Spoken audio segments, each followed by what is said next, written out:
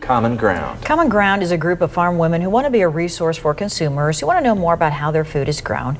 So joining us today is one of our favorite ladies, Leslie Boswell. Nice to see you, Leslie. So glad to be here. Good. I didn't have to look into the sun when I was driving into town today. Oh, that's good. That was kind of nice. That was a nice break. Yes. How's everything in southeast Nebraska for you? Going pretty well. It's our lull time. We're working on, we got my taxes done. And I'm waiting to hear the final figures on that. But this is bookkeeping meetings. Ken and I go to a lot of meetings. We've got one tonight, we've got two tomorrow, so he's actually in town with me somewhere. I don't know what he's doing right now. He'll find you eventually, right? I said be back here.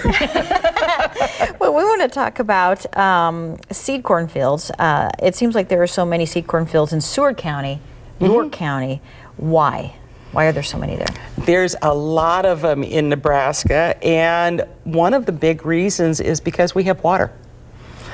The seed corn production used to be in the southeast part of Nebraska, or not Nebraska, in the United States, and it has moved here to Nebraska where our production is more stable because we have a more stable water supply.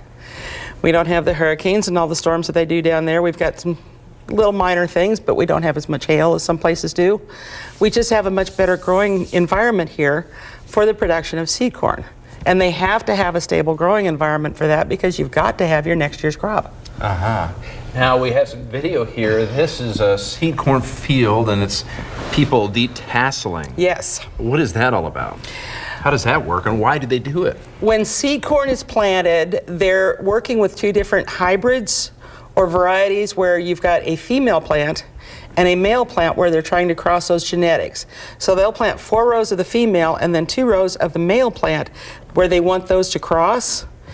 And when they go through and detassel, they're taking off the female tassels because they don't want that to pollinate the corn. They want the male to come over and pollinate it. Okay, interesting. So they're taking those tassels out, they're letting it pollinate from the male rows over onto the female, and then after pollination is done, they completely take out the male rows because they don't want that corn as part of their seed production that's coming from those female rows. Okay. So what should consumers take away from all of this? The fact that we have seed corn knowing in the Nebraska, production that is going on here, what does that mean to the average person?